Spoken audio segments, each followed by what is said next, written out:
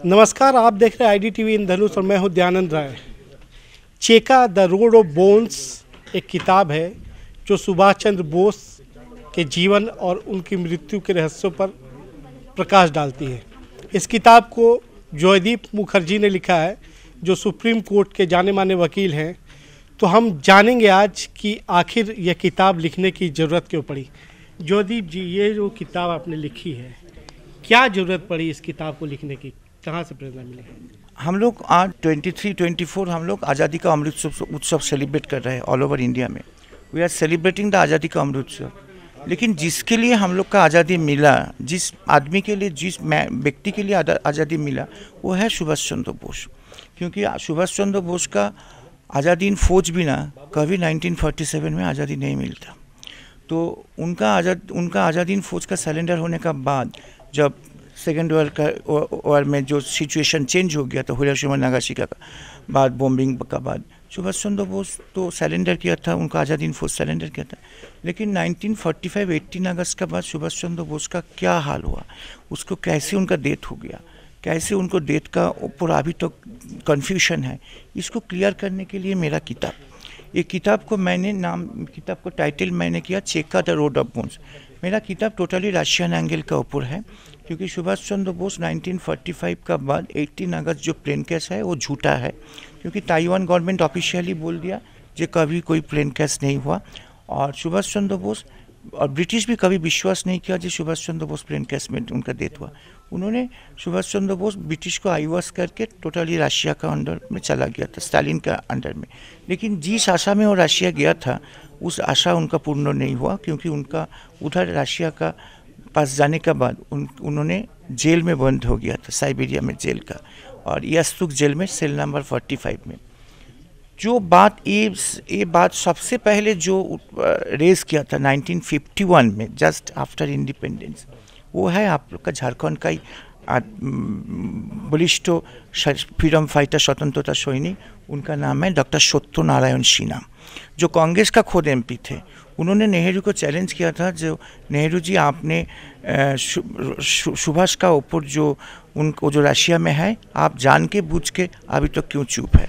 उनका बुक जो नेताजी मिस्ट्री है, वो भी नेहरू ने बैन कर दिया। नेहरू उनको जेल में भेजा था, लेकिन वो कभी चुप नहीं किया। डॉक्टर सत्यनारायण सिन्हा ऐसा व्यक्ति थे जो ऑल ओवर वर्ल्ड में रिसर्च करके उन्होंने फाइंडिंग्स में आया था सुभाष चंद्र बोस का जितना जो कुछ हुआ वो साइबेरिया में हुआ था। तो सुभाष चंद्र बोस का डेथ का ऊपर 3 आयोग हुआ था, 3 न्यायाधीश के अंदर में। वन है शाहनवाज हुसैन जो शाहरुख खान फिल्म स्टार है, उनका ग्रैंडफादर। सेकेंड है GD खोसला, और third Manoj Mukherjee, supreme court का न्यायाधीश। तो तीन कमीशन का रिपोर्ट, 2 कमीशन का रिपोर्ट मोरारजी देसाई ने खारिज कर दिया। Third commission justice Manoj Mukherjee commission का जो रिपोर्ट, इसमें उन्होंने डायरेक्ट लिख दिया उनका प्लेन क्रैश में डेथ नहीं हुआ, उनका एसेस रेनकोजी टेम्पल में जो है वो सुभाष का नहीं है।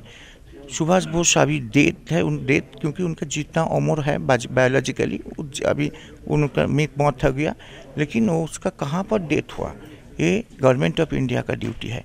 गवर्नमेंट ऑफ इंडिया का पास 41 फाइल अभी है, और उसको डिक्लासिफिकेशन करना चाहिए, और डिक्लासिफिकेशन करने का बाद सब कुछ क्लियर आएंगे। मेरा किताब से मैं बोल दिया, जो रशिया का पास जितना फाइल है, रशिया गवर्नमेंट, अभी पहले सोवियत यूनियन थे, अभी रशिया है, रशिया का सब फाइल को इमीडिएटली प्रकाश करना चाहिए।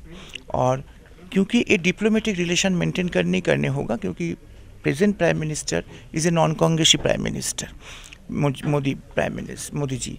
तो मोदी जी रशिया जी का जो KGB का डायरेक्टर पहले थे, पुतिन जो अभी प्रेसिडेंट है, उसका पास से एक मेमोरेंडम ऑफ अंडरस्टैंडिंग करके इसको फाइल को बाहर करना चाहिए, क्योंकि अभी तो कुछ किसी का एगेंस्ट में कुछ नहीं होगा, क्योंकि तो अभी हिस्ट्री है।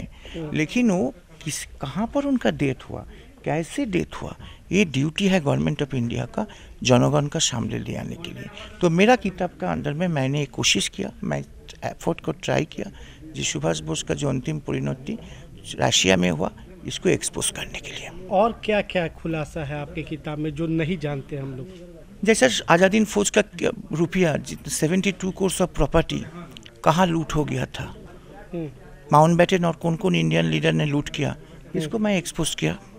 तो जो 20 साल आप लगे, तो 20 साल में आपने क्या क्या कहाँ रिसर्च किया? ऑल ओवर वर्ल्ड का, सिंगापुर का, साइगोन का, सब जगह गए? सब का, मॉस्को, सब फाइल लेके मैंने किया था। अच्छा, तो इस किताब के माध्यम से आप क्या बताना चाहते हैं? मैं इस सब किताब का माध्यम से यही बनाना चाहता जी, इससे नाउ हिस्ट्री, सुभाष चंद्र बोस का डेथ कहाँ पर हुआ, रशिया में हुआ, ये क्लियर करना चाहिए। और भारत और रशिया एक साथ मिल के बैठ के इसको डिक्लेयर करना चाहिए जो our leader died in the Russia, और उनका डेथ हुआ था वेरी ट्रेजेडी का अंदर में, जेल का अंदर में।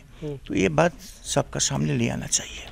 तो आपकी किताब ये मानती है कि उनका जो है निधन वो विमान दुर्घटना में नहीं? नहीं, विमान दुर्घटना इज एब्सोल्युटली फॉल्स, फैब्रिकेटेड। विमान दुर्घटना भी नहीं है, गुमनामी बाबा भी नहीं है। कोई लोग बोलता है उसको साधु हो गया, वो स्टेचर का लीडर, कभी साधु नहीं हुआ, क्योंकि गुमनामी बाबा का ऊपर एक कमीशन हुआ था न्यायाधीश जस्टिस सहाय का अंडर में, यूपी गवर्नमेंट ने किया था। उन्होंने बोल दिया Gumnami Baba was not at all Subhash Chandra Bose. तो जस्टिस मनोज मुखर्जी का रिपोर्ट है सुभाष चंद्र बोस का डेथ प्लेन क्रैश में नहीं हुआ। गुमनामी बाबा का कमीशन का रिपोर्ट है, वो गुमनामी बाबा सुभाष चंद्र बोस नहीं थे। Only option is Soviet Russia. तो सोवियत रशिया का फाइल को बाहर होना चाहिए।